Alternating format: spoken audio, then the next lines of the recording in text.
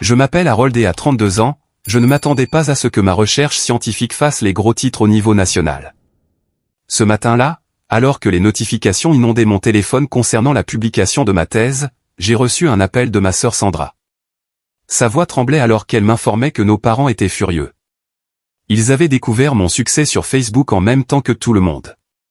Cela a ravivé des souvenirs du jour de mes 18 ans, quand ils ont déclaré que j'étais autonome financièrement, un contraste frappant avec l'appartement de luxe qu'ils ont acheté pour le 21e anniversaire de Sandra. Avant de plonger dans cette histoire, dites-moi d'où vous regardez dans les commentaires. Cliquez sur le bouton d'abonnement et rejoignez-moi pour un voyage sur la famille, la persévérance et la recherche du succès selon ses propres termes. Ayant grandi dans une banlieue de classe moyenne en Californie, notre famille semblait parfaite de l'extérieur. Notre maison à 2 étages se trouvait dans une rue calme bordée de palmiers où mes parents s'étaient installés après que mon père eut obtenu un poste de direction dans une compagnie d'assurance locale. Ma mère travaillait à temps partiel comme hygiéniste dentaire, ce qui lui permettait d'être à la maison la plupart des après-midi quand je rentrais de l'école. Dès mon plus jeune âge, ils m'ont inculqué la valeur de l'excellence académique, me rappelant souvent que l'éducation était la clé du succès en Amérique. Les murs de ma chambre d'enfant étaient décorés de certificats de réussite scolaire plutôt que d'affiches de sport. Tandis que les autres enfants profitaient des camps d'été et des week-ends de loisirs, les miens étaient remplis de lectures supplémentaires et de cahiers de mathématiques. Cela ne me dérangeait pas particulièrement. J'aimais vraiment apprendre et je trouvais satisfaction à résoudre des problèmes complexes. Tout a changé quand ma sœur Sandra est née, j'avais alors 7 ans. Dès son arrivée, il était clair qu'elle occupait une place spéciale dans notre dynamique familiale. Le visage de mes parents s'illuminait quand elle entrait dans une pièce, leur voix s'adoucissait quand ils lui parlaient. Sandra recevait un niveau d'affection inconditionnel que je réalisais n'avoir jamais connu. « Ta sœur est encore jeune, Harold », disait ma mère chaque fois que je soulignais la différence de traitement entre nous. « Elle a besoin de plus d'attention maintenant. Tu es déjà un garçon si responsable. » Malgré l'évolution de la dynamique familiale, j'ai continué à exceller sur le plan scolaire.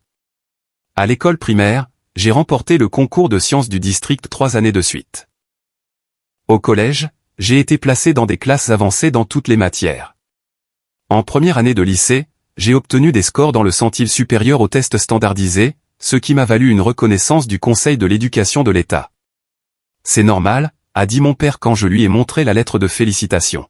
« Tu as toujours été intelligent.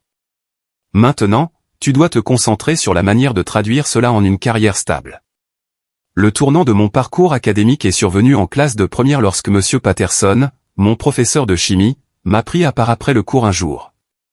Je venais de présenter un projet de recherche sur les sources d'énergie renouvelables qui m'avait valu un A+. « Harold, tu as un véritable don pour l'investigation scientifique », a-t-il dit, les yeux brillants d'enthousiasme. « As-tu envisagé de faire de la recherche une carrière ? Avec ton esprit d'analyse, tu pourrais apporter de réelles contributions dans le domaine. » Cette conversation a planté une graine qui allait finalement s'épanouir pour devenir la passion de ma vie. Pour la première fois, quelqu'un voyait au-delà de mes notes le potentiel de ce que je pouvais créer et découvrir. C'était addictif, ce sentiment d'être vraiment vu. Pendant que mes intérêts académiques s'épanouissaient, mes parents continuaient à souligner l'importance de l'autosuffisance. Rien de ce qui en vaut la peine ne s'obtient facilement, sermonnait mon père pendant le dîner. Tu dois travailler pour ce que tu veux dans ce monde. Cette philosophie se manifestait de manière pratique. Quand j'ai eu 16 ans et que j'avais besoin d'un ordinateur pour des projets scolaires, mes parents ont refusé d'en acheter un directement. Si tu veux un ordinateur, tu devras le gagner, a dit fermement mon père. Il aura plus de valeur pour toi de cette façon. J'ai donc pris un emploi à temps partiel pour remplir les rayons de l'épicerie locale, travaillant les week-ends et les soirs après avoir terminé mes devoirs. Pendant 6 mois, j'ai économisé chaque dollar jusqu'à ce que j'achète enfin un modeste ordinateur de bureau.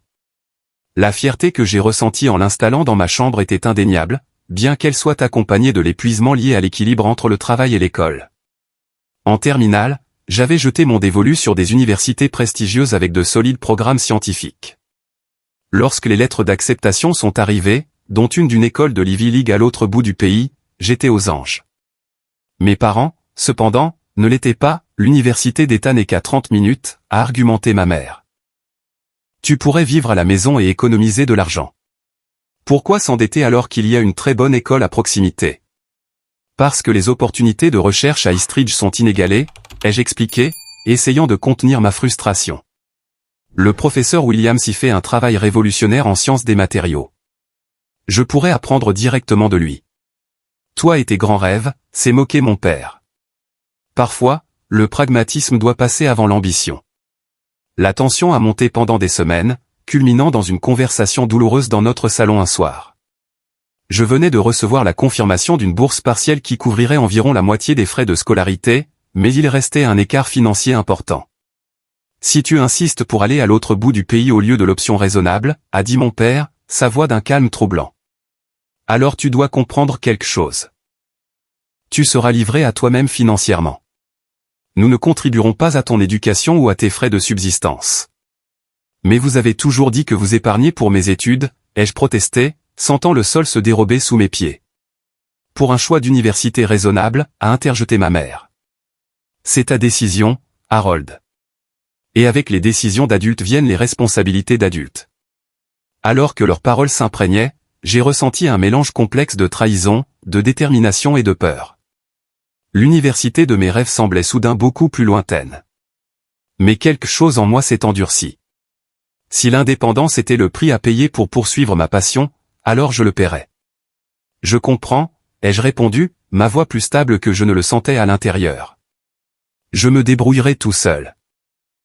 Ce que je ne comprenais pas alors, c'est comment ces mots façonneraient la prochaine décennie de ma vie, créant un fossé qui finirait par s'étendre bien au-delà de la simple distance physique. Le voyage vers l'université d'Eastridge a marqué mon premier vrai goût de l'indépendance.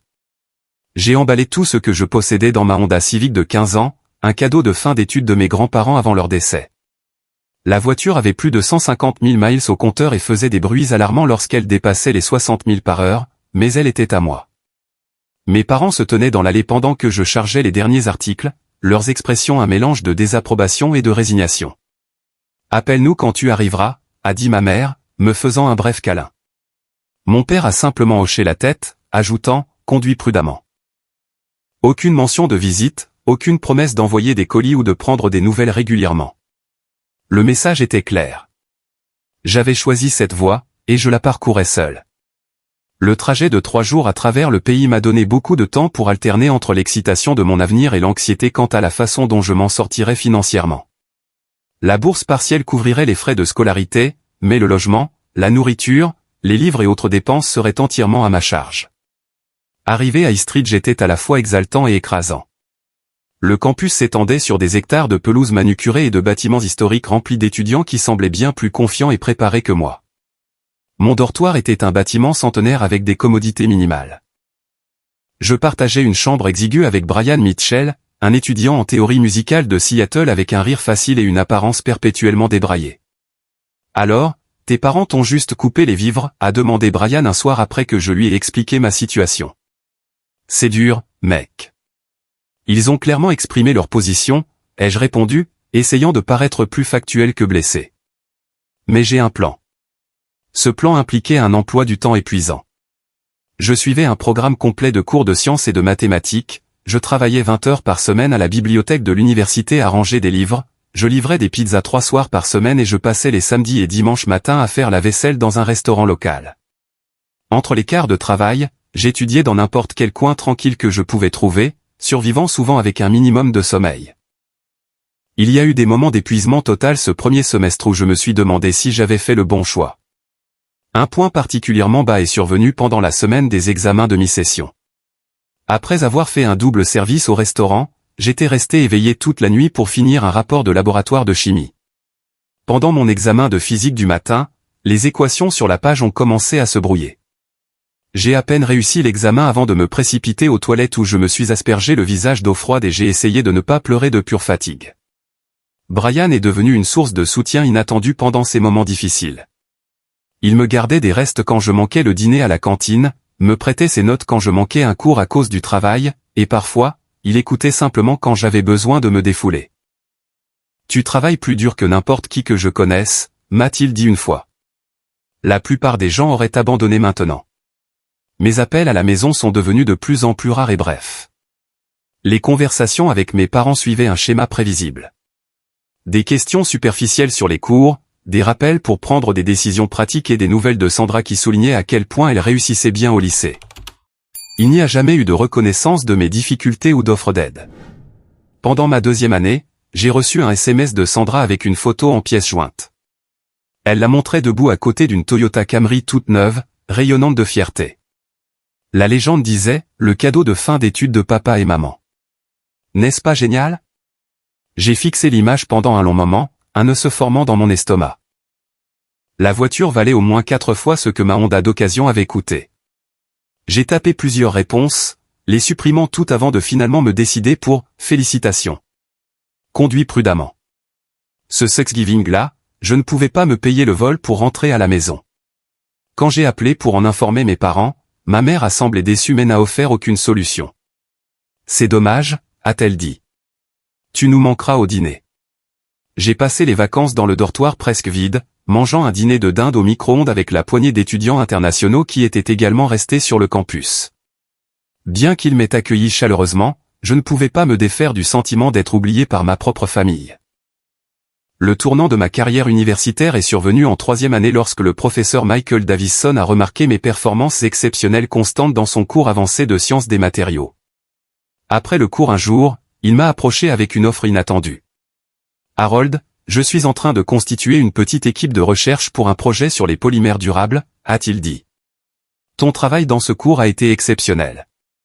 Serais-tu intéressé à nous rejoindre? L'opportunité était incroyable, offrant non seulement une expérience de recherche précieuse, mais aussi une modeste allocation qui me permettrait de réduire mes heures à l'un de mes emplois. Sous le mentorat du professeur Davison, j'ai découvert ma véritable vocation dans l'innovation en sciences des matériaux. Tu as une intuition naturelle pour ce travail, a-t-il commenté après que j'ai proposé une modification de leur approche expérimentale qui a donné de meilleurs résultats. As-tu envisagé des études supérieures? Jusqu'à ce moment, je m'étais concentré uniquement sur l'obtention de mon diplôme de 1er cycle et la recherche d'un emploi qui me fournirait une stabilité financière. L'idée de continuer en master et potentiellement en doctorat semblait financièrement impossible. Je ne pense pas pouvoir me permettre plus d'études, ai-je admis. Il existe des bourses et des postes d'assistants de recherche qui couvrent les frais de scolarité et fournissent des allocations, a expliqué le professeur Davison. Avec tes capacités, tu serais un candidat solide. Cette conversation a ouvert une porte que je ne m'étais pas permis d'envisager. Lorsque le professeur Davison a proposé de me recommander pour le programme de master accéléré de l'université avec une bourse complète et un poste d'assistant de recherche, cela a semblé être une validation de tous les sacrifices que j'avais faits. Pour la première fois depuis que j'avais quitté la maison, je me suis permis de croire que mon choix difficile avait été le bon. À l'approche de la remise des diplômes, j'avais survécu à 4 années de travail et d'études exténuants, maintenu une moyenne presque parfaite et obtenu un chemin pour continuer mes études sans accumuler de dettes. La seule ombre sur ces accomplissements était de savoir que lorsque je traverserais la scène pour recevoir mon diplôme, il n'y aurait aucun membre de ma famille dans le public pour m'encourager. Après avoir terminé mon diplôme de 1er cycle et avant de commencer le programme de master, j'ai décidé de rentrer à la maison pour la première fois en près de 2 ans. La décision n'a pas été facile, mais une partie de moi espérait que le temps et ma réussite scolaire auraient pu adoucir la position de mes parents. Conduire jusqu'à la maison de mon enfance était étrangement désorientant. Tout semblait identique, des haies soigneusement taillées au panier suspendu de pétunias près de la porte d'entrée. Pourtant, je me sentais comme un visiteur plutôt que comme un fils de retour. Ma mère a ouvert la porte avec un sourire qui n'atteignait pas tout à fait ses yeux. « Harold, tu es arrivé. Entre. Le dîner est presque prêt. » Mon père est sorti de son bureau, offrant une poignée de main ferme au lieu d'une étreinte. « Comment s'est passé le trajet ?» La conversation à table était guindée et superficielle. Mes parents posaient des questions génériques sur mes cours, mais montraient peu d'intérêt pour les détails de ma recherche ou les défis que j'avais surmontés. Quand j'ai mentionné le mentorat du professeur Davison et mon acceptation au programme de master, mon père a hoché la tête sans enthousiasme. « Assure-toi juste que ce diplôme supérieur se traduise par un véritable emploi, a-t-il dit. Les réussites académiques ne signifient rien sans sécurité financière. Sandra, maintenant elle-même en 2e année à l'université d'État tout en vivant à la maison, dominait la conversation avec des histoires sur sa vie sociale et le stage en marketing que mon père avait arrangé grâce à une relation d'affaires. Tout le monde dans l'entreprise l'adore, rayonnait ma mère. Le directeur a dit qu'elle avait un talent naturel. J'ai forcé un sourire et offert mes félicitations, essayant de réprimer la piqûre de savoir que mes accomplissements n'avaient jamais mérité de tels éloges inconditionnels. Plus tard dans la soirée, Sandra a fait irruption dans mon ancienne chambre, maintenant redécorée en chambre d'amis sans aucune trace de mon enfance. J'ai presque oublié de te le dire, a-t-elle dit avec enthousiasme. Papa et maman organisent une énorme fête pour mon 21e anniversaire le week-end prochain. Tu dois rester pour ça. Le timing était serré avec mon poste d'assistant de recherche qui commençait bientôt. Mais refuser n'aurait fait que créer plus de tension. Bien sûr, je serai là. La fête a eu lieu dans un country club UP où mon père jouait occasionnellement au golf avec des associés. Au moins 100 invités étaient présents, y compris la famille, les amis, les parents et le vaste cercle social de Sandra. Je reconnaissais peu de visages et je me tenais maladroitement à la périphérie des conversations, me sentant comme un intrus à la célébration d'un étranger. Après le dîner et plusieurs discours louant les nombreuses qualités de Sandra, mon père a fait teinter son verre pour attirer l'attention et a fait signe à ma sœur de le rejoindre au centre de la pièce. Comme beaucoup d'entre vous le savent, notre Sandra a toujours eu une place spéciale dans nos cœurs, a-t-il commencé, sa voix chaude d'une affection que je reconnaissais à peine. Elle ne nous a apporté que joie et fierté. Maintenant, alors qu'elle fête ses 21 ans et continue d'exceller dans ses études tout en construisant déjà son réseau professionnel, sa mère et moi voulions lui offrir quelque chose de spécial pour marquer cette étape importante. Mon père a tendu à Sandra une petite boîte cadeau. Elle l'a ouverte avec une excitation théâtrale, en sortant une clé attachée à un porte-clés en argent. Est-ce que c'est ce que je pense que c'est, Alta-TL, bien que son manque de surprise authentique suggère qu'elle savait déjà ce qui allait arriver. Pourquoi ne pas le découvrir tous ensemble, a répondu mon père avec un sourire. Tout le monde, s'il vous plaît, rejoignez-nous dehors. La foule s'est déplacée vers l'entrée principale du country club où l'organisateur d'événements de mes parents avait arrangé un petit bus pour transporter tout le monde vers le lieu surprise. J'ai suivi machinalement, un sentiment d'appréhension grandissant dans ma poitrine. 20 minutes plus tard, nous sommes arrivés dans un nouveau développement de condominium de luxe dans l'un des quartiers les plus prisés de la ville. Le bus s'est arrêté devant un bâtiment élégant avec des baies vitrées et un portier en uniforme.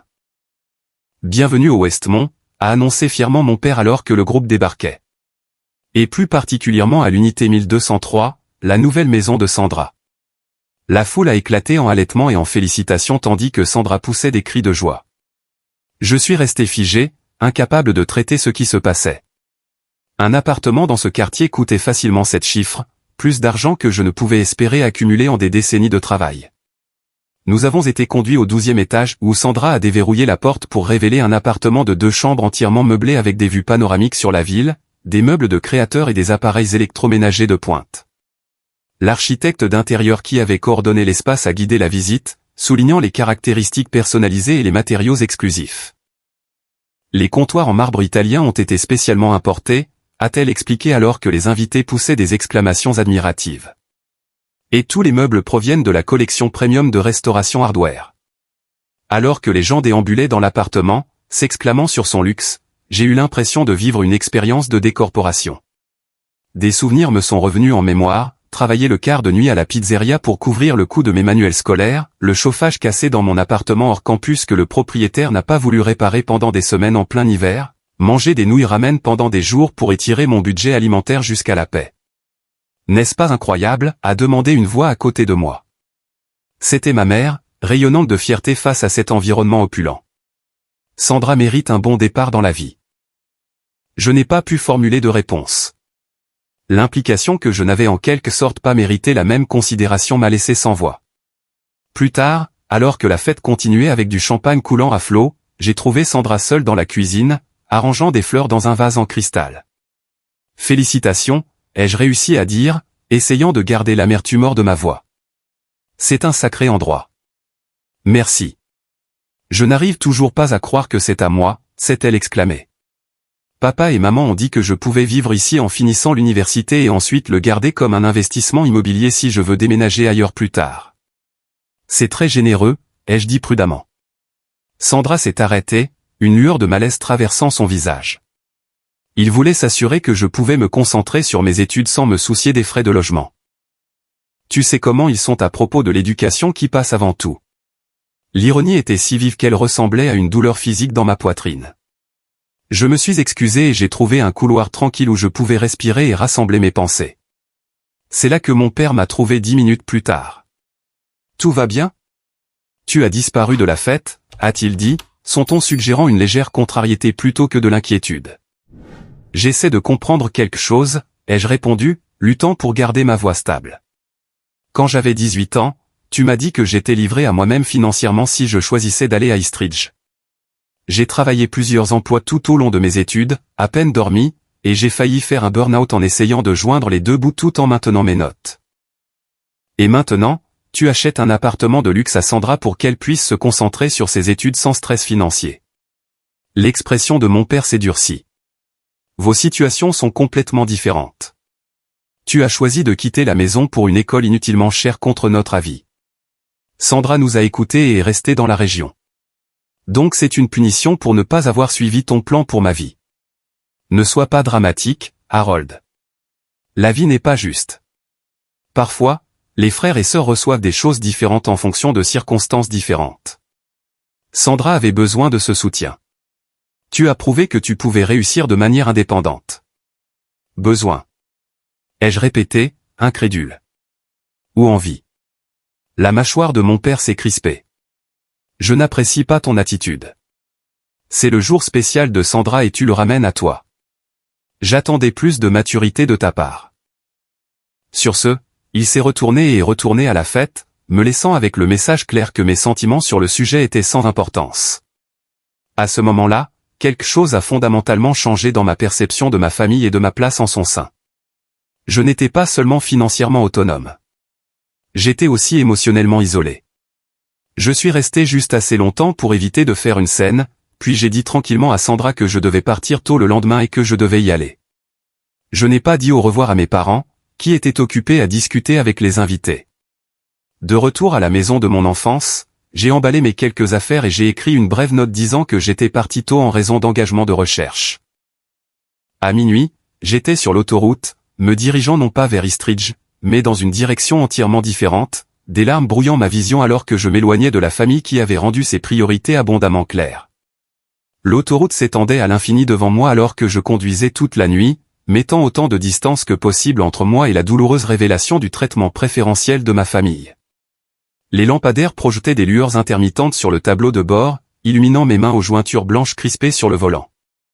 Je n'avais pas de destination claire en tête, juste un besoin désespéré de m'échapper. Vers 3 heures du matin, l'épuisement m'a forcé à m'arrêter dans un motel en bord de route. En m'effondrant sur le matelas fin, tout le poids de ce qui s'était passé m'a frappé par vagues. L'appartement de luxe, le sourire insouciant sur le visage de Sandra, les paroles méprisantes de mon père, tout se mélangeait dans un cocktail toxique de douleur et de trahison.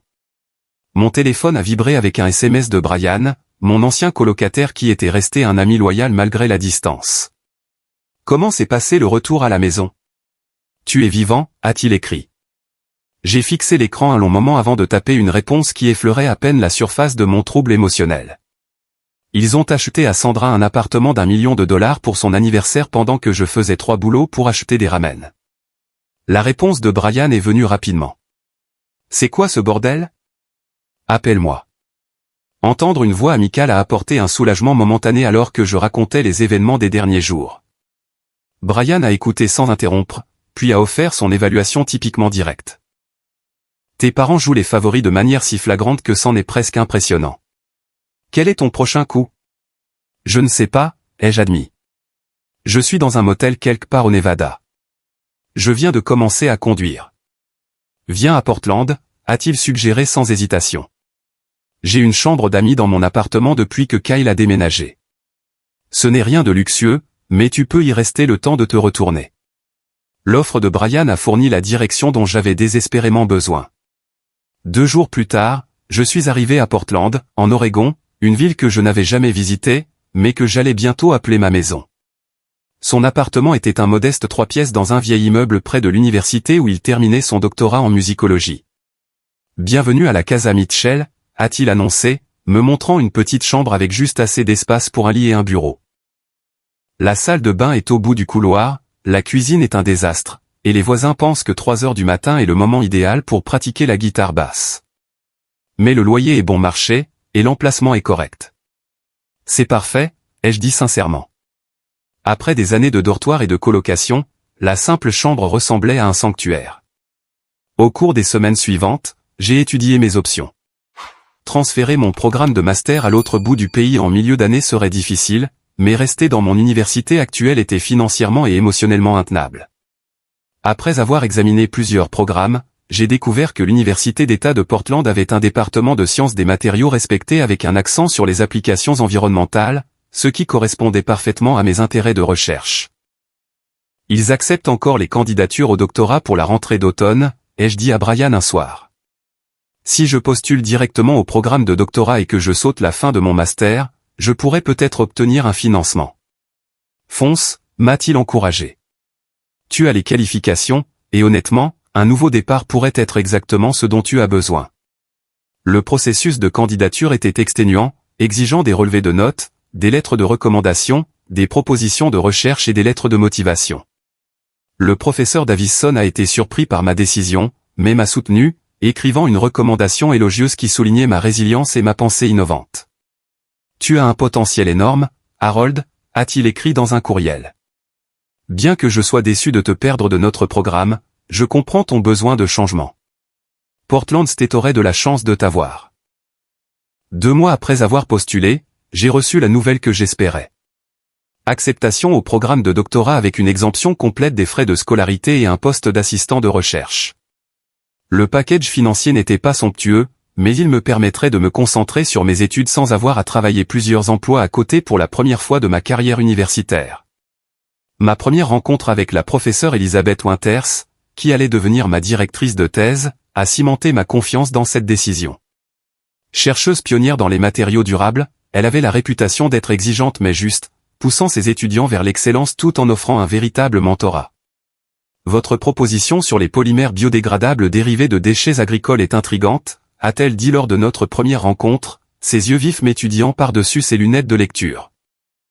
C'est ambitieux, peut-être trop ambitieux pour un calendrier de doctorat typique, mais j'apprécie les chercheurs qui visent haut.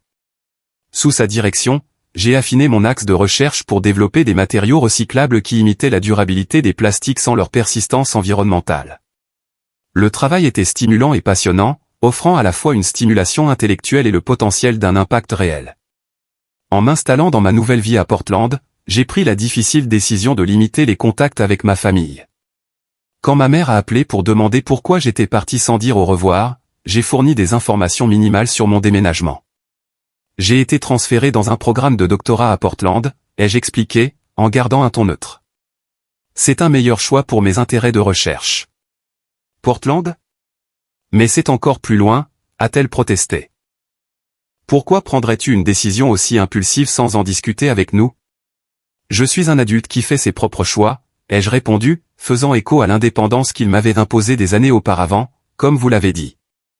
La conversation s'est terminée maladroitement, ma mère exprimant sa déception face à ma détermination continue à m'éloigner de la famille. Mon père, fidèle à lui-même, n'a pas appelé du tout. Sandra m'a contacté plusieurs fois, laissant des messages vocaux allant de la confusion à la blessure. Maman dit que tu as encore déménagé à l'autre bout du pays. Qu'est-ce qui se passe ? Tu es en colère pour quelque chose ? Rappelle-moi, s'il te plaît. Je n'ai pas pu me résoudre à la rappeler. Sandra n'était pas délibérément cruelle, mais elle restait inconsciente de la disparité dans la façon dont nous avions été traités, une cécité qui ressemblait à une forme de complicité. Occasionnellement, des courriels de mes parents arrivaient, généralement de brèves demandes de nouvelles de mon bien-être enveloppées dans des critiques à peine voilées sur mes choix de vie. Aucun ne contenait de reconnaissance de l'inégalité qui m'avait poussé à partir ou d'excuses pour leur rôle dans cette affaire. Avec la distance physique offrant une protection émotionnelle, j'ai progressivement construit un nouveau système de soutien. Les autres doctorants de mon groupe de recherche sont devenus des amis et des confidents.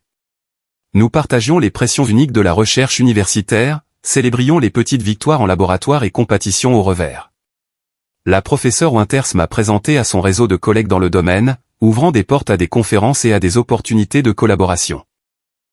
La famille, c'est parfois ceux que tu choisis, pas ceux avec qui tu es né, m'a dit Brian un soir alors que nous partagions des bières avec un groupe d'amis qui s'étaient réunis à notre appartement pour dîner. En regardant la collection diversifiée de personnes qui m'avaient accueilli dans leur vie sans jugement, j'ai senti la vérité de ces paroles. Ces liens, basé sur le respect mutuel et des expériences partagées plutôt que sur l'obligation, guérissait des blessures que je n'avais pas entièrement reconnues. Portland est devenu un foyer d'une manière que ni la maison de mon enfance ni la ville universitaire n'avaient jamais été. J'ai découvert des sentiers de randonnée dans les montagnes environnantes, développé une appréciation pour les bières artisanales locales et même adopté un chat de refuge nommé Newton, qui me tenait compagnie pendant les longues nuits d'écriture et de recherche. Les souvenirs douloureux n'ont pas disparu, mais ils ont progressivement perdu leur tranchant. Avec chaque petit succès dans ma recherche, chaque nouvelle amitié formée, chaque saison qui passait sans le drame des obligations familiales, j'ai construit une vie qui était authentiquement la mienne, façonnée par mes propres choix plutôt que par des réactions aux attentes ou au rejet des autres. Alors que ma première année à Portland touchait à sa fin, j'ai reçu une carte de vœux de mes parents avec une photo de famille les montrant, eux et Sandra, devant son appartement. Le message à l'intérieur disait simplement « Nous te souhaitons le meilleur. Tu nous manques sur les photos de famille. » L'absence de toute invitation à visiter ou de reconnaissance de ma nouvelle vie en disait long. J'ai placé la carte dans un tiroir plutôt que de l'exposer, une relégation symbolique de ma famille de naissance à l'arrière-plan de ma vie. Ma vraie famille était maintenant celle que je créais jour après jour, connexion après connexion, dans cette ville qui m'avait offert une seconde chance d'appartenir. Les lumières fluorescentes du laboratoire bourdonnaient doucement alors que je regardais dans un microscope à 2 heures du matin. Les seuls sons étaient le vrombissement occasionnel des systèmes de ventilation et le tapotement de mon crayon contre le cahier de laboratoire. Le sommeil était devenu un luxe que je pouvais rarement me permettre alors que ma recherche de doctorat s'intensifiait. Le bâtiment de l'université était presque désert à 7 heures, ce qui convenait parfaitement à mes desseins. Un accès ininterrompu à l'équipement signifiait des progrès plus rapides. « Je pensais bien te trouver ici », dit une voix depuis l'embrasure de la porte. C'était Jessica Lawson, une autre doctorante dont les recherches sur les adhésifs durables recoupaient parfois les miennes. « Tu ne dors jamais ?» Je me suis redressé du microscope, me frottant les yeux. « Le sommeil est pour les faibles et les bien ajustés. » Elle a ri, posant une tasse de café en carton à côté de mes notes. J'ai apporté des renforts. Comment se passe le test de dégradation de l'échantillon? Pas génial, ai-je admis, acceptant le café avec gratitude. 3 mois de travail et le polymère se dégrade toujours trop rapidement sous l'exposition au UV. Retour à la case départ. C'était le schéma récurrent de ma 2e année de doctorat. Des théories prometteuses suivies de résultats pratiques décevants. Ma recherche visait à développer une alternative au plastique qui soit à la fois durable pendant son utilisation et complètement biodégradable après son élimination, un saint graal de la science des matériaux qui avait échappé aux chercheurs pendant des décennies. Les premiers prototypes expérimentaux avaient semblé prometteurs lors des tests préliminaires, montrant une résistance et une flexibilité appropriées. Mais des tests ultérieurs ont révélé des défauts fatals. Certains échantillons se dégradaient trop rapidement lorsqu'ils étaient exposés à la lumière du soleil, les rendant impraticables pour des applications réelles, tandis que d'autres se sont avérés trop résistants à la décomposition naturelle, allant à l'encontre de l'objectif environnemental. Chaque échec signifiait une reformulation à partir de zéro, un ajustement des compositions chimiques, des tests de nouveaux additifs et des analyses exhaustives. Le processus était épuisant mentalement et physiquement, aggravé par la pression des délais imminents.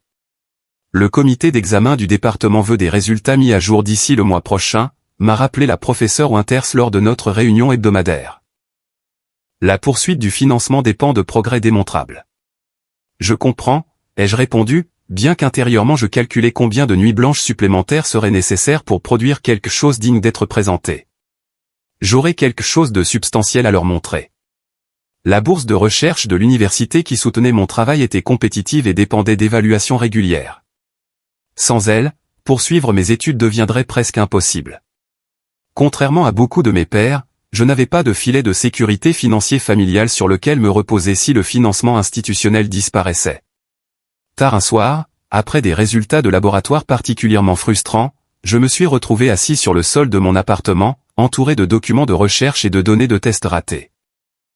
Newton le chat s'est enroulé avec contentement sur mes genoux, inconscient de ma crise professionnelle. « Qu'est-ce que je rate ?» ai-je murmuré, parcourant les compositions chimiques pour la 100e fois.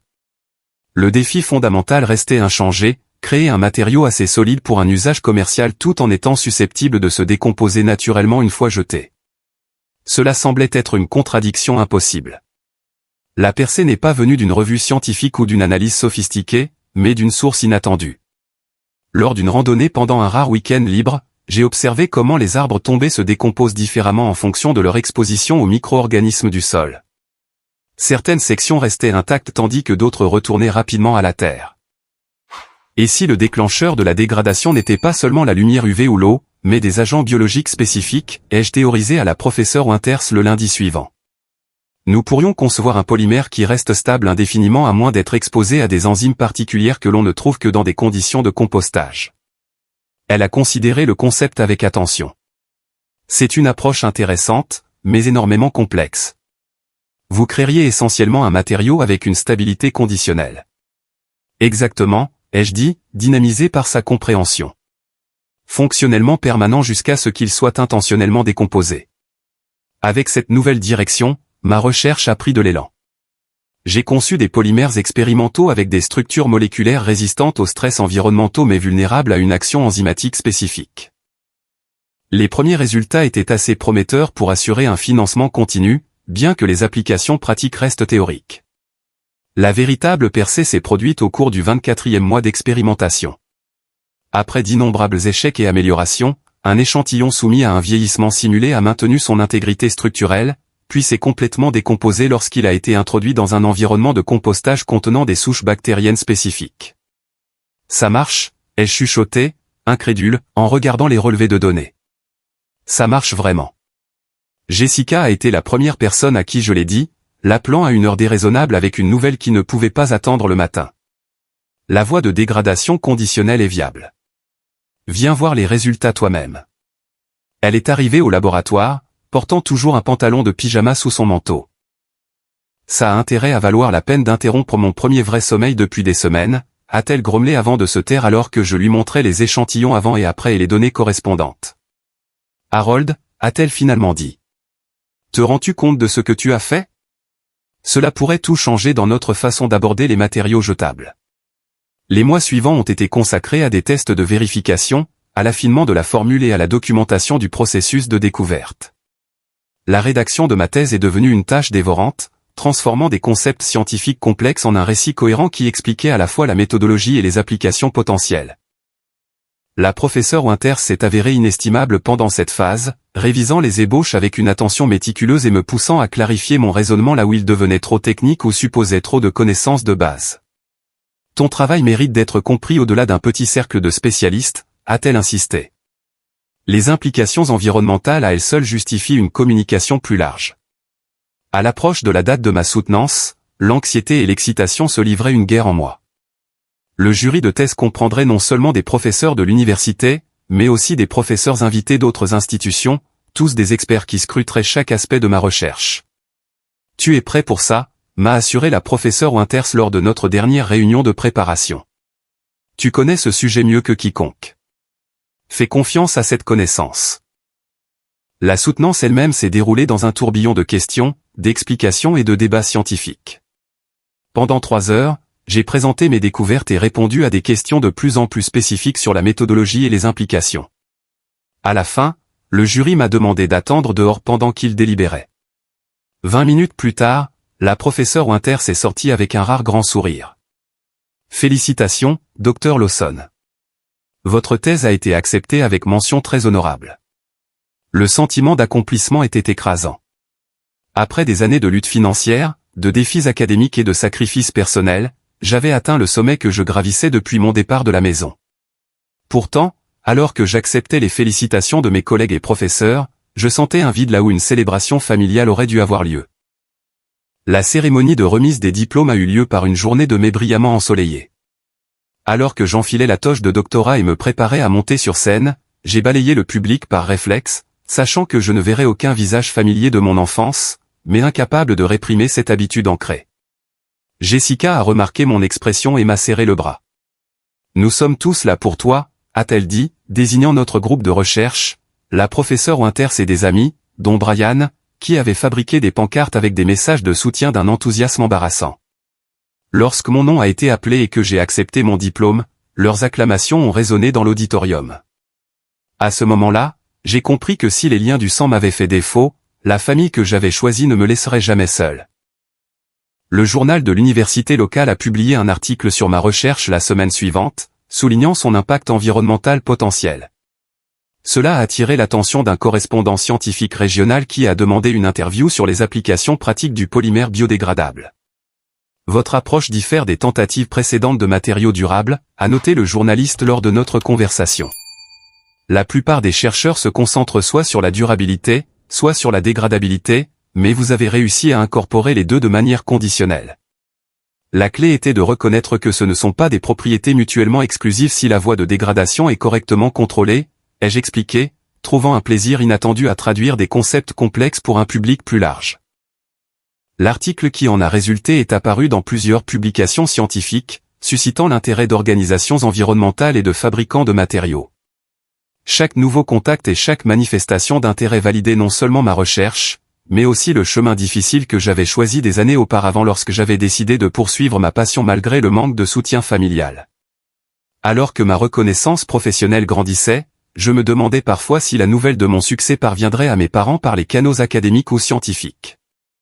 La réponse est venue sous une forme inattendue, déclenchant des événements qui allaient me forcer à affronter les problèmes familiaux que j'avais soigneusement compartimentés pendant des années.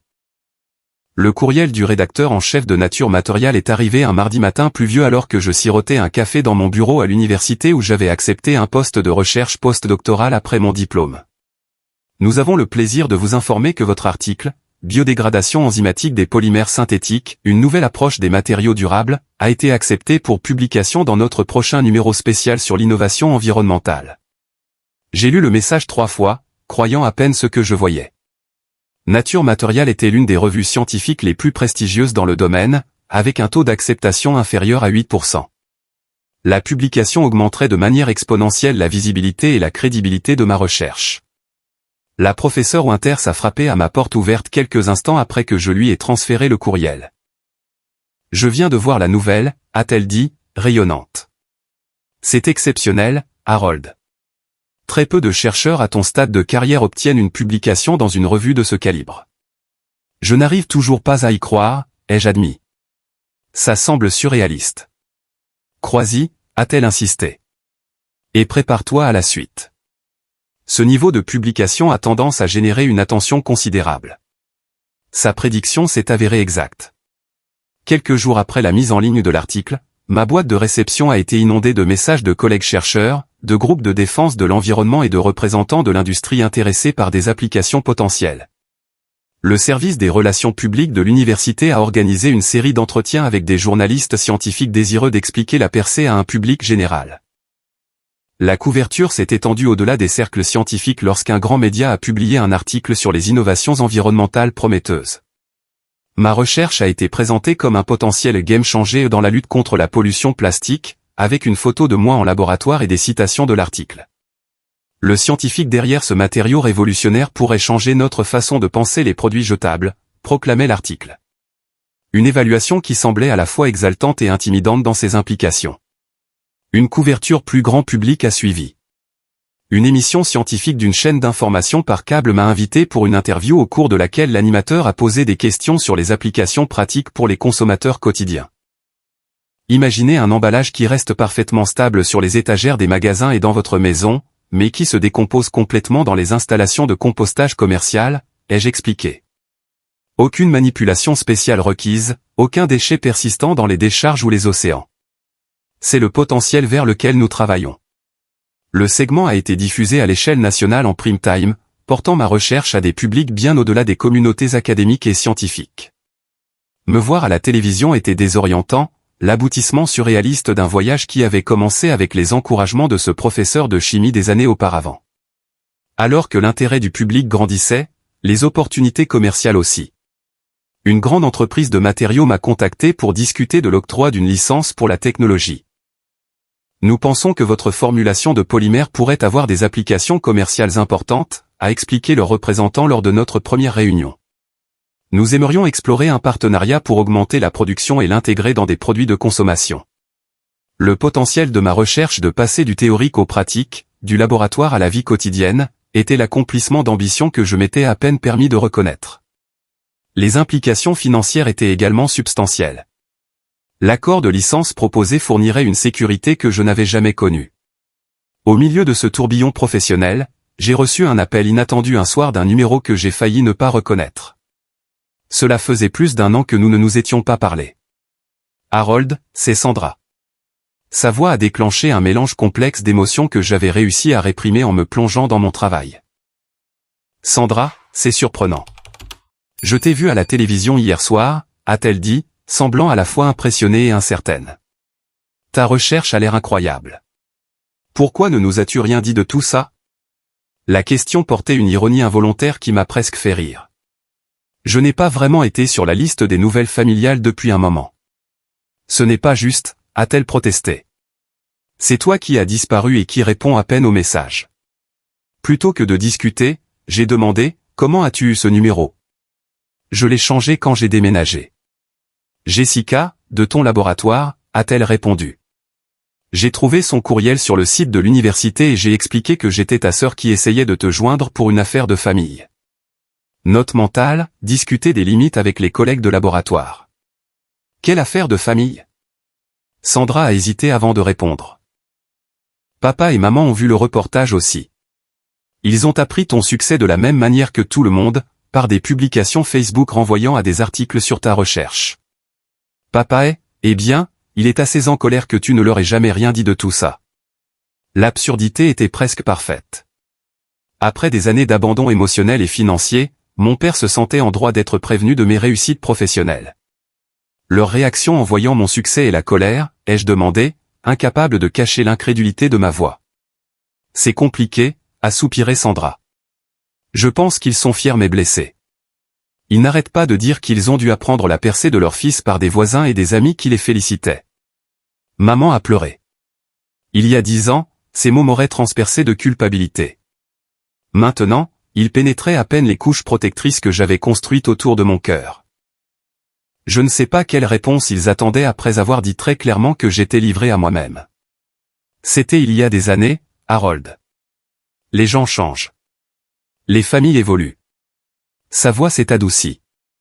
Voudrais-tu envisager de venir nous rendre visite? Je pense qu'il est temps de guérir cette rupture. Tu as manifestement très bien réussi tout seul, alors peut-être que maintenant vous pouvez tous aller de l'avant sans le vieux bagage. La suggestion a provoqué une vague d'anxiété en moi. J'avais soigneusement construit une vie sans les complications émotionnelles de mes relations familiales. Rouvrir ces blessures semblait inutilement douloureux. Je ne sais pas, Sandra. J'ai beaucoup à faire avec la recherche et les applications commerciales potentielles. Pense-y, c'est tout, a-t-elle insisté. Les choses seraient différentes maintenant.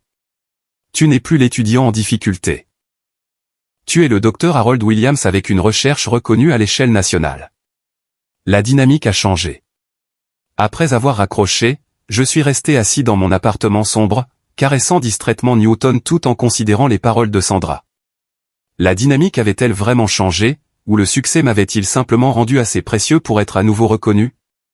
L'interprétation cynique semblait protectrice, mais aussi épuisante à maintenir. Au cours de la semaine suivante, Sandra a envoyé plusieurs textos avec une urgence croissante, culminant par « S'il te plaît, viens à la maison le mois prochain pour le week-end. J'ai déjà dit à papa et maman que tu y pensais. Ils veulent renouer le contact. » Jessica a remarqué ma distraction pendant le travail de laboratoire et m'a coincé dans la salle de pause. Qu'est-ce qui se passe? Tu regardes dans le vide toute la semaine. Quand j'ai expliqué la situation, elle a offert une perspective que je n'avais pas considérée. Peut-être que les revoir te permettrait de tourner la page, à défaut d'autre chose. Tu as construit cette vie et cette carrière incroyable malgré leur manque de soutien. Il y a un pouvoir à leur montrer ça, qu'ils le reconnaissent ou non. Ces paroles ont résonné avec un désir non avoué. Peut-être qu'une partie de moi voulait qu'ils voient ce que j'avais accompli, qu'ils comprennent ce qu'ils avaient manqué en me refusant leur soutien. Que ce désir soit lié à la validation ou à la vengeance, je n'en étais pas tout à fait sûr. Après des jours de débat intérieur, j'ai répondu à Sandra, je viendrai pour le week-end. Aucune promesse au-delà de ça. Sa réponse a été immédiate et enthousiaste. C'est merveilleux. Ils seront si heureux. Je te promets que les choses seront différentes cette fois. En réservant le vol pour la Californie, l'incertitude se mêlait à un étrange sentiment d'anticipation. J'étais parti en tant que fils rejeté, cherchant à fuir. Je reviendrai en tant que scientifique à succès, selon mes propres termes. Quoi qu'il arrive pendant cette réunion, je ne serais plus défini par leur approbation ou son absence. La question qui restait était de savoir si je pourrais trouver un moyen de libérer la colère et la douleur qui avaient alimenté une grande partie de ma détermination, ou si certaines blessures étaient trop profondes pour que même le temps et le succès puissent les guérir. L'avion est descendu à travers les nuages alors que la côte californienne apparaissait, la lumière du soleil scintillant sur l'océan Pacifique. Mon estomac s'est noué à chaque mètre d'altitude perdue, une manifestation physique de la turbulence émotionnelle qui m'attendait en bas. « Ça va ?» a demandé la femme âgée à côté de moi, remarquant mes mains aux jointures blanches crispées sur la coudoir. « Je ne suis tout simplement pas fan des atterrissages », ai-je répondu avec un sourire forcé, ne voulant pas expliquer que mon anxiété n'avait rien à voir avec l'aviation et tout à voir avec la réunion de famille à venir. Après avoir récupéré mon unique bagage à main, j'ai loué une voiture plutôt que d'accepter l'offre de Sandra de venir me chercher. Ce petit acte d'indépendance me donnait le contrôle sur au moins un aspect de ce week-end incertain. J'avais besoin de l'option de partir selon mes propres termes si les choses tournaient mal. Sandra avait suggéré de nous rencontrer dans un café avant d'aller chez nos parents, un lieu neutre où nous pourrions d'abord parler en privé.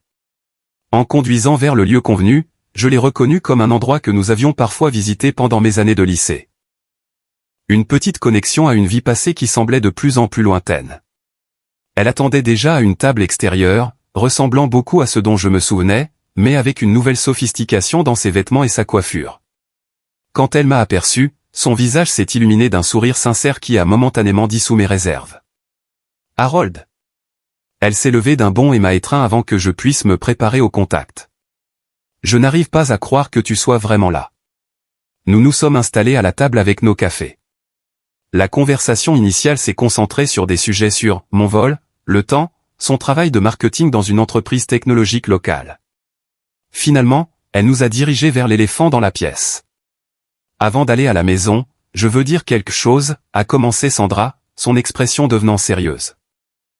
Je n'ai pas complètement compris ce qui s'est passé entre toi et nos parents jusqu'à récemment. J'étais jeune et égocentrique quand tu es parti pour l'université, et plus tard quand tu as déménagé complètement. J'ai juste accepté leur version des faits selon laquelle tu avais choisi la distance plutôt que la famille. Je suis resté silencieux, attendant qu'elle continue. Après t'avoir vu à la télévision, je les ai pressés pour avoir toute l'histoire. Elle a baissé les yeux, remuant inutilement son café. Ils ont finalement admis à quel point ils nous avaient traités différemment financièrement. L'appartement, la voiture, mes frais de scolarité, comparés au fait de te dire que tu étais livré à toi-même. Je n'en avais aucune idée, Harold. J'ai toujours supposé qu'ils t'aidaient de la même manière. La reconnaissance que je n'avais jamais espéré entendre a desserré quelque chose de tendu en moi. Merci de dire ça. Ça compte beaucoup. Je me sens terriblement mal, a-t-elle poursuivi. Toutes ces années, j'ai bénéficié de leur générosité pendant que tu luttais, et je ne l'ai jamais remis en question. Cela me rend complice de leur injustice.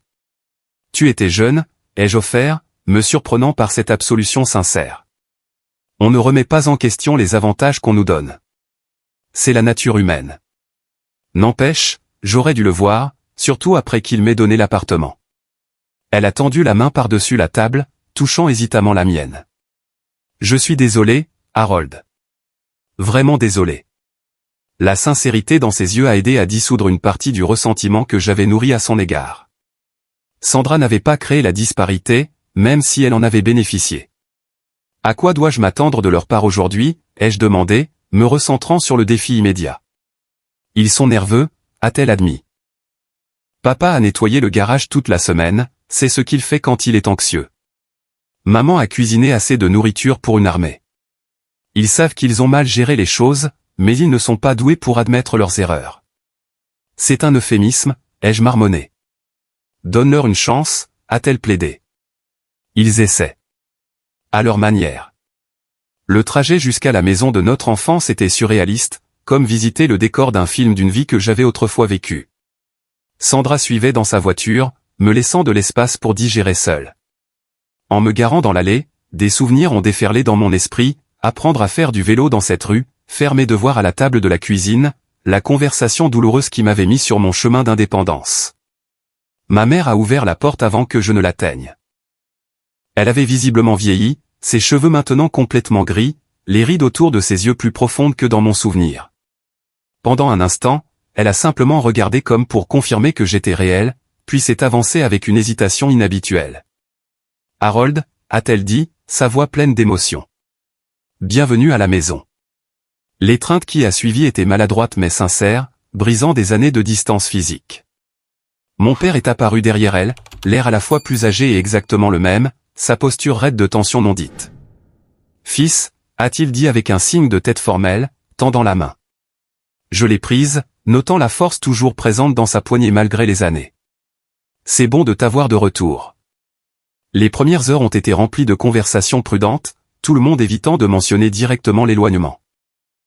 Ma mère a fait le tour de la maison, soulignant des rénovations mineures comme si j'étais une connaissance en visite plutôt que quelqu'un qui avait grandi dans ces pièces.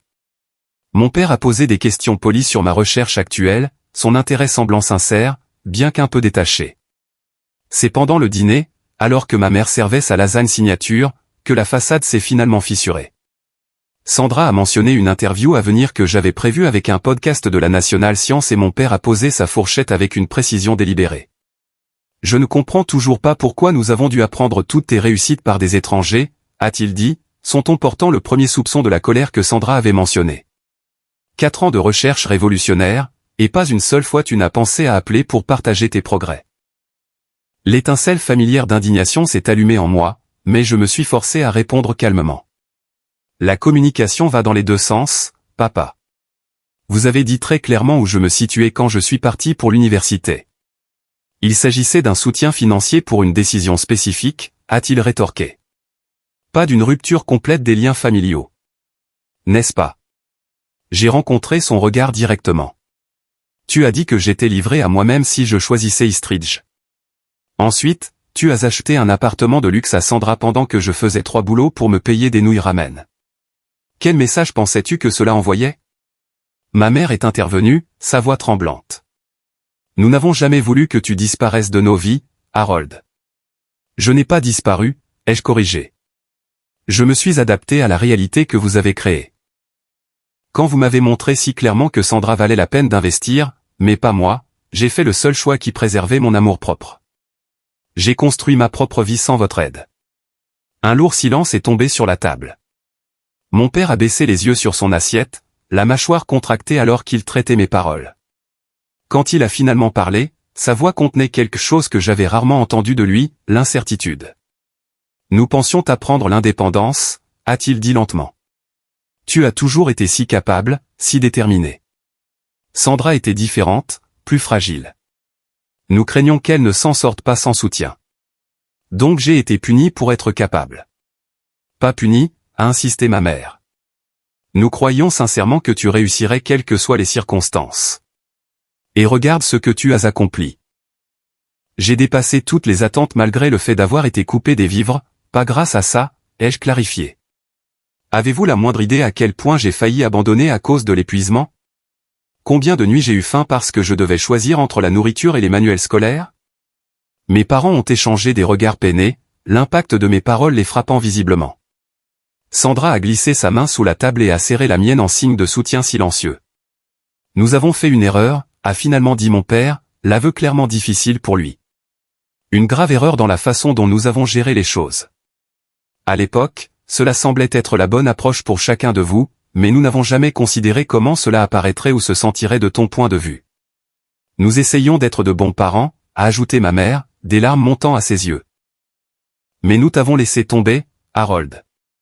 Et je suis tellement désolé. Les excuses que je n'avais jamais espéré entendre flottaient dans l'air entre nous. Pendant des années, j'avais porté le poids de leur rejet, l'utilisant comme carburant pour ma détermination, mais aussi comme un bouclier contre d'autres blessures. Maintenant, ce bouclier vacillait, me laissant vulnérable, mais aussi en quelque sorte plus léger. J'avais besoin d'entendre ça, ai-je reconnu doucement. Pendant longtemps, j'ai pensé que vous valorisiez simplement Sandra plus que moi. Jamais, a insisté ma mère. Nous étions mal avisés, mais nous vous aimions tous les deux également. Nous l'avons simplement exprimé très différemment, et c'était une erreur. Nous sommes fiers de toi, fils, a ajouté mon père, l'émotion rendant sa voix rauque. Ce que tu as accompli complètement par toi-même. C'est extraordinaire. Je regarde parfois cette interview et je pense, c'est mon garçon. La conversation s'est poursuivie tard dans la soirée. Des années de malentendus et de blessures ont progressivement laissé place à une compréhension hésitante. Les dommages ne pouvaient pas être réparés en une seule nuit, mais les fondations de la guérison avaient été posées. Au fur et à mesure que le week-end avançait, de petits moments de connexion se sont accumulés. Mon père a montré de l'intérêt pour les détails techniques de ma recherche, révélant une fierté sincère pour mes réalisations. Ma mère a sorti des albums photos, me racontant les événements familiaux que j'avais manqués. Sandra et moi avons reconstruit notre lien fraternel, n'étant plus séparés par la disparité dans la façon dont nous avions été traités. Le dernier matin avant de me diriger vers l'aéroport, je me suis assis seul sur le porche arrière, réfléchissant au tournant inattendu que cette visite avait pris. Mon père m'a rejoint, offrant une tasse de café alors qu'il s'installait sur la chaise adjacente. J'ai réfléchi à ce que tu as dit, a-t-il commencé, sur le fait d'être puni pour ta capacité. Ce n'était jamais notre intention. Mais les intentions ne changent pas l'impact. Nous aurions dû vous soutenir tous les deux, mais de manières différentes adaptées à vos besoins. J'apprécie que tu le reconnaisses, ai-je répondu. L'ironie, c'est que nous pensions te préparer au monde réel, il a secoué la tête avec regret. Au lieu de ça, nous avons failli te perdre complètement. L'expérience m'a appris quelque chose de précieux, ai-je admis. Elle m'a montré que je pouvais compter sur moi-même quand c'était nécessaire.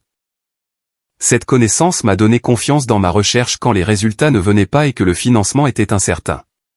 Tu n'aurais pas dû avoir à apprendre cette leçon si durement. Il a fait une pause, semblant rassembler ses pensées. Il y a autre chose que je voulais te dire. L'Université d'État de San Francisco agrandit son département de sciences des matériaux. Il recherche des chercheurs avec des liens avec l'industrie comme ceux que tu développes avec cette entreprise. Cela te rapprocherait beaucoup de la maison, si c'est quelque chose que tu pourrais envisager. La suggestion flottait dans l'air entre nous, non pas comme une exigence, mais comme une invitation. Il y a un an, je l'aurais rejeté d'emblée, y voyant une autre tentative de contrôler mes choix. Maintenant, je la reconnaissais comme une branche d'olivier, une expression du désir d'une connexion continue.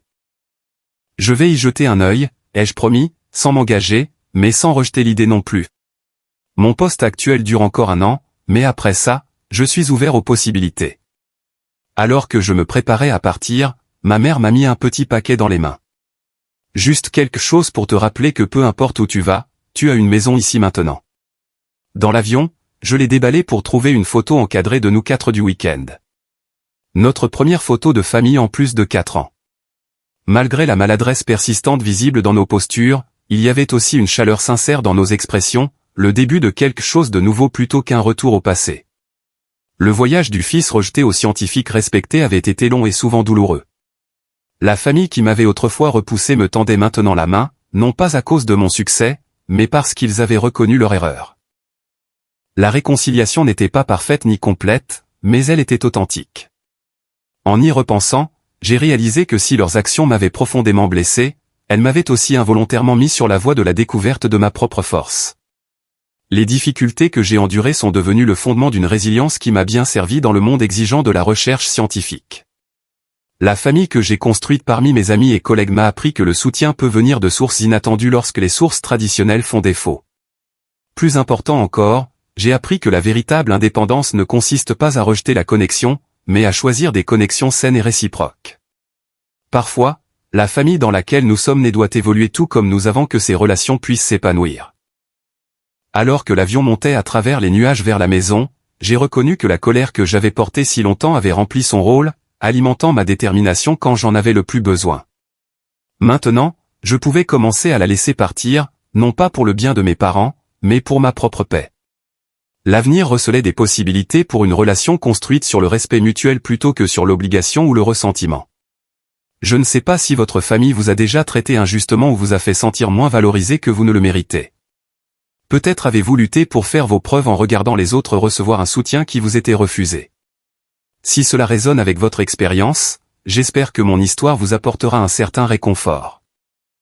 Parfois, les chemins les plus difficiles mènent aux destinations les plus significatives, et la famille que nous créons peut être aussi importante que celle dans laquelle nous sommes nés. Avez-vous déjà eu à reconstruire une relation endommagée ou trouvé dans l'adversité une force qui vous a surpris? Partagez vos expériences dans les commentaires ci-dessous. Et si cette histoire a signifié quelque chose pour vous, veuillez vous abonner et cliquer sur le bouton j'aime. Votre soutien m'aide à continuer de partager ces parcours personnels. Merci de m'avoir écouté et souvenez-vous que parfois, le plus grand succès n'est pas ce que vous accomplissez, mais qui vous devenez en chemin.